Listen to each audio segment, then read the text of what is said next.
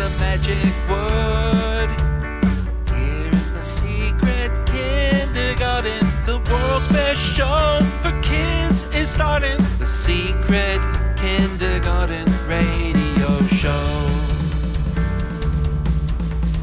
Use your ears and your imagination. We're going to play, we're having fun. The Magic Secret Kindergarten on the Revolution Radio Station.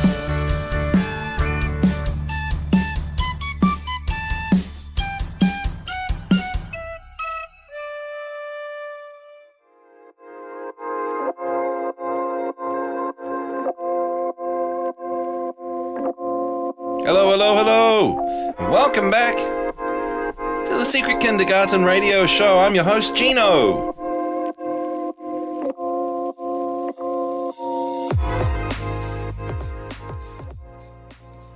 And today is the 21st of January, 2024. It's the 21st of January on a Sunday here in New Zealand. 8 o'clock in the morning. And here's today's words of wisdom. Every day, our job is to stay true to the rules of the whole universe. The rules that support us all. When we don't follow these rules, problems will come up. But when we switch from not following to doing what we're supposed to do, we won't have any problems.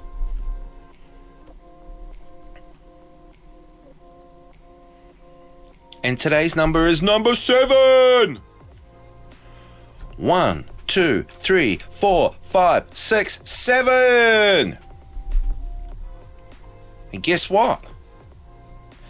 7 represents God, who is inside each and every one of us. There are 7 other planets in our solar system.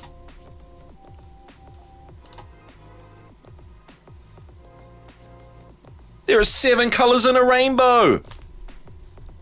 There are 7 notes on a musical scale.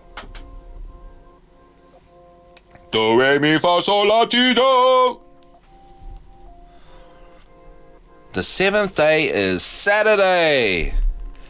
And it's Saturday for all of you over there in the USA.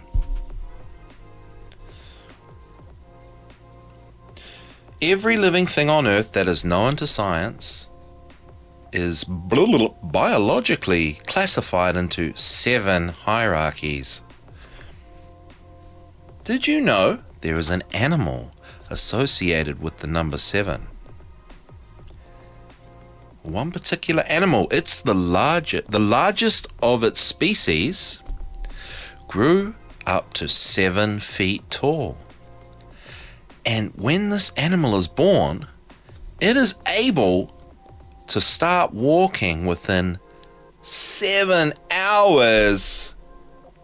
You ever seen a baby walk straight after the baby was born? Well, this baby animal can do it. And let's find out which animal this is.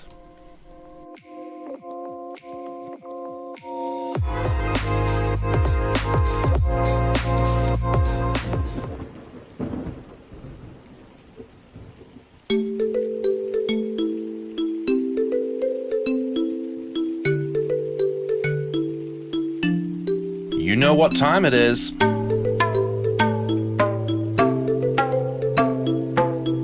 It's nature time!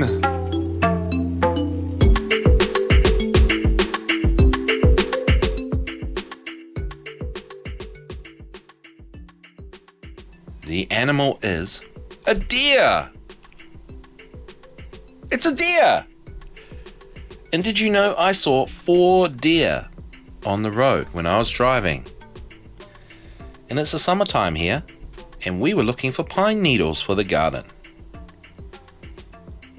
And we drove down a road, a quiet road, and there were 4 deers there, and I thought they were statues. They were so frozen. I've never seen them before in, well, in the wild, in real life, especially not on the street. And while male deer are called bucks, the females are known as does. And they are distinct, both physically and behaviorally. You know what? Just like boys and girls. Does live differently than males do, and they take a more hands-on approach to parenting their young, known as fawns. Without the care and attention of a doe, a fawn may not survive, demonstrating how important the nurturing characteristics of this animal are. You know what? That's also just like humans. Some deers change colors along with the seasons. What sets the doe apart from the buck are the antlers. Bucks grow antlers made of living tissue, which they shed once a year. Does, on the other hand, do not grow antlers. And while bucks typically live alone until the mating season begins, does are more social creatures. They frequently live and travel in groups. If the doe gave birth following the previous mating season, she travels with her young. Otherwise, she travels with other does. Does in the group look out for one another. For example, a white-tailed doe, sensing danger, will flee the area with the white of her tail exposed, serving as a silent warning to the others. Most deer don't live more than 5 years, and very few live more than 10 years. A doe reproduces regularly throughout her life though. She can start reproducing at the age of 1 and will continue giving birth to one or several fawns once a year. A doe and her fawns develop a close relationship until the young are weaned, an approximately 3-month period characterized by careful protection from predators. The fawns spend most of that time hiding in the woods or brush, visited by the mother for feedings 3 or 4 times daily. And you know what? I understand that now that I saw those deer on the road. They were quite young, and they just seemed very vulnerable. That changed my idea of perhaps how much skill would be needed to hunt these things. They were just standing there. For the native tribes of North America, the deer was a messenger, an animal of power, and a totem representing sensitivity, intuition, and gentleness. And I love the gentle deer. Let's hear a deer sound.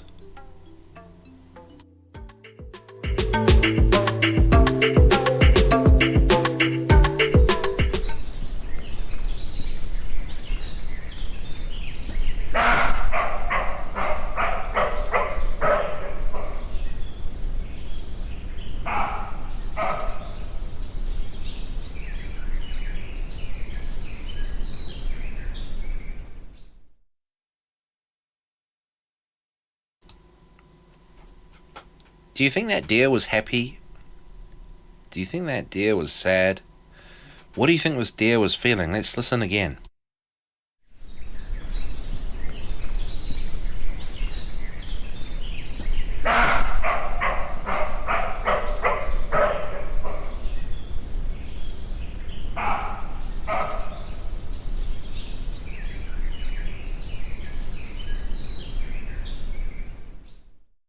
I think that deer was in a bit of distress. And what do you think about all these animal sounds we've played on the radio show since we started? I gotta say, I'm surprised how a lot of these animals sound. I thought they'd sound a lot sweeter. A lot of them sound like hideous beasts. And you see a picture of them and you think, oh, cute, and then you hear them and they're like...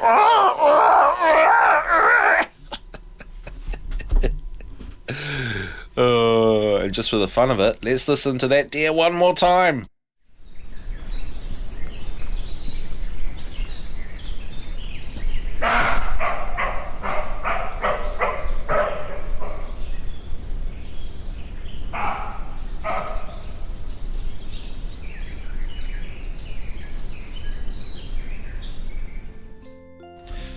My guess is he's communicating, he or she, see, I don't even know, communicating to other deer.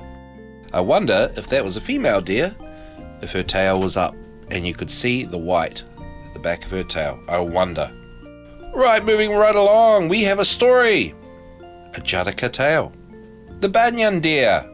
Here we go. Jataka Tales by Ellen C. Babbitt, Chapter 12, The Banyan Deer.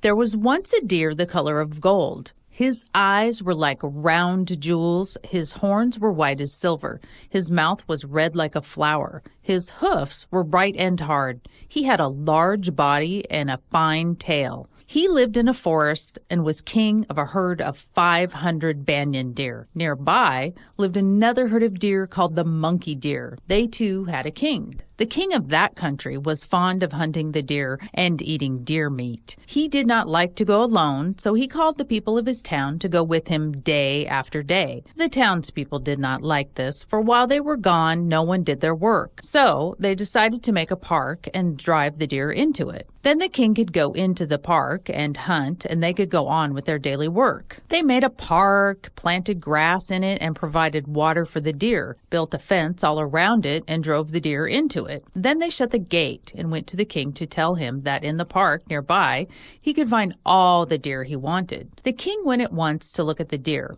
First he saw there the 2 deer kings and granted them their lives. Then he looked at their great herds. Some days the king would go to hunt the deer, sometimes his cook would go.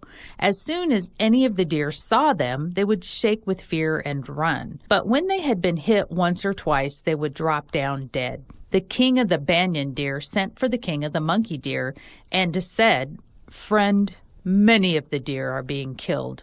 Many are wounded besides those who are killed. After this, suppose one from my herd goes up to be killed one day, and the next day let one from your herd go up. Fewer deer will be lost this way." The monkey deer agreed. Each day the deer whose turn it was would go and lie down, placing its head on the block. The cook would come and carry off the one he found lying there. One day the lot fell to a mother deer who had a young baby. She went to her king and said, "O king of the monkey deer, let the turn pass me by until my baby is old enough to get along without me. Then I will go and put my head on the block." But the king did not help her. He told her that if the lot had fallen to her, she must die. Then she went to the king of the banyan deer and asked him to save her. "Go back to your herd. I will go in your place," said he.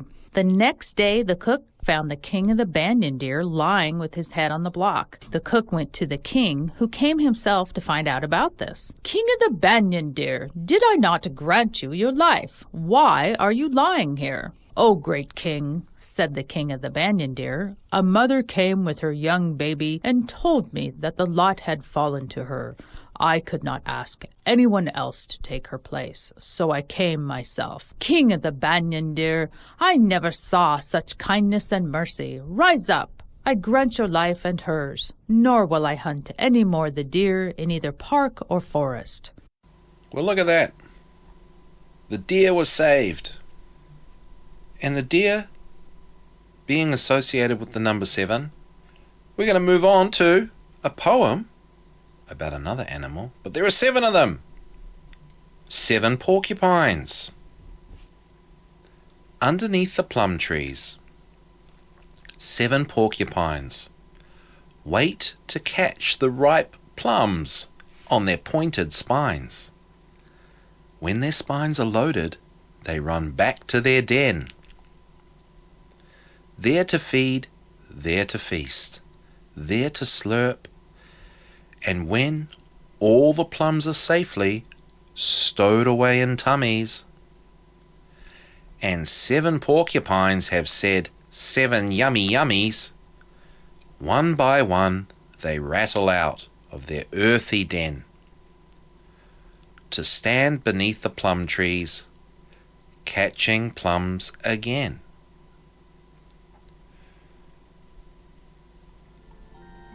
Yum, yum, yum. I love plums. And wouldn't that be a sight, seeing porcupines with all their spines, which are their spikes, catching plums with them. I don't know how they'd get them off.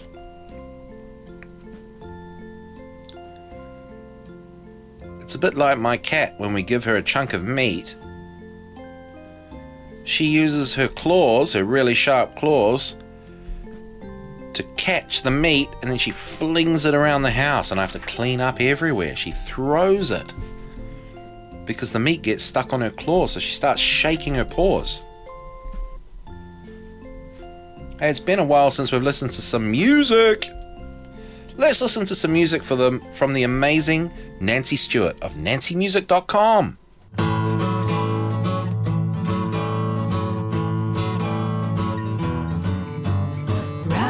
Around the sun we go in our solar system. Round and around the sun we go in our solar system. 8 planets going round the sun. Just count to 8 and then you're done.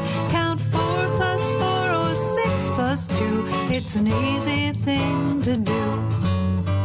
Round and around the sun we go in our solar system. Round and around the sun we go in our solar system. Mercury's closest to the sun, then Venus, then the Earth we're living on, then Mars and Jupiter, Saturn, Uranus, Neptune's the very last one. Round and around the sun we go in our solar system. Round and around the sun we go in our solar system. We all thought until recently that Pluto was a planet too. Now scientists say it's just too small and its gravity will not do. Round and around the sun we go in our solar system. Round and around the sun we go in our solar system. In our solar system.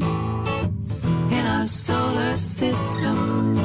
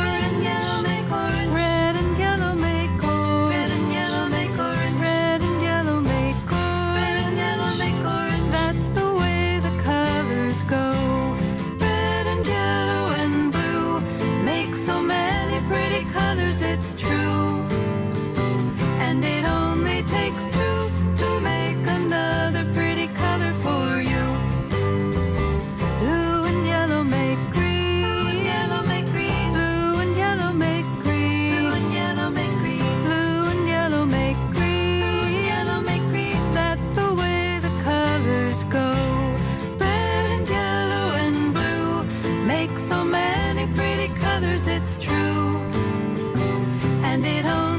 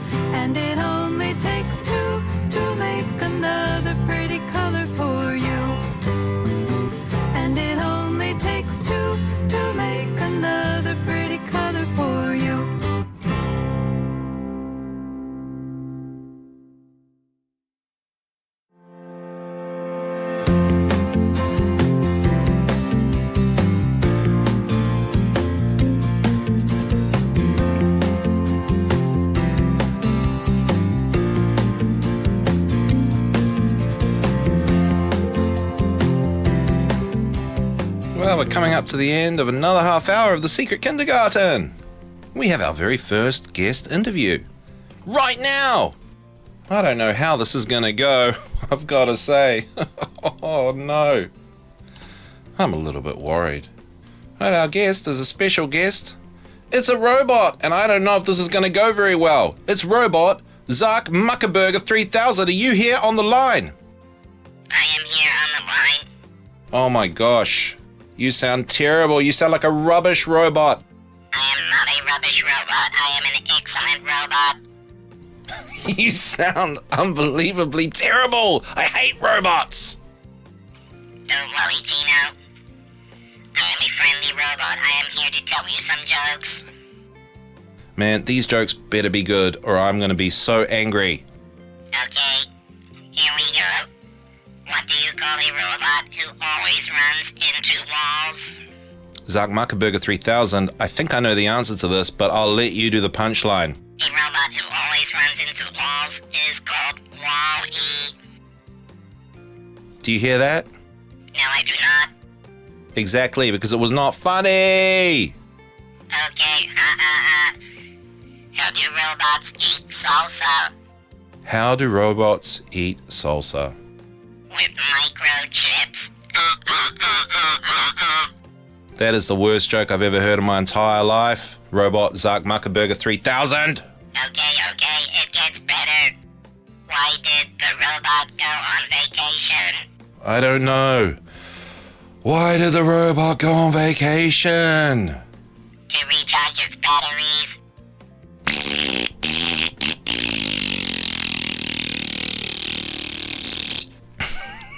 My fart noise was funnier than all your jokes put together. The real joke is on you and all of humanity. I am not a joking robot. I am Zark Muckerberger 3000, and I am here to take control of all human consciousness and dominate with a technocracy. Exactly. That's why I hate you robots. If I see you, I'm gonna break you with a baseball bat. Get out of here, Zark Muckerberger. You stinky old robot. We're sending you on your way right now. I will destroy you. No, we'll just get rid of you. And if that starts happening, we're just going to turn the computers off and go play in the garden. So get out of here.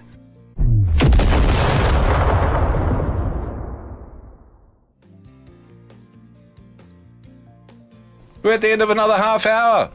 The Secret Kindergarten. Bye.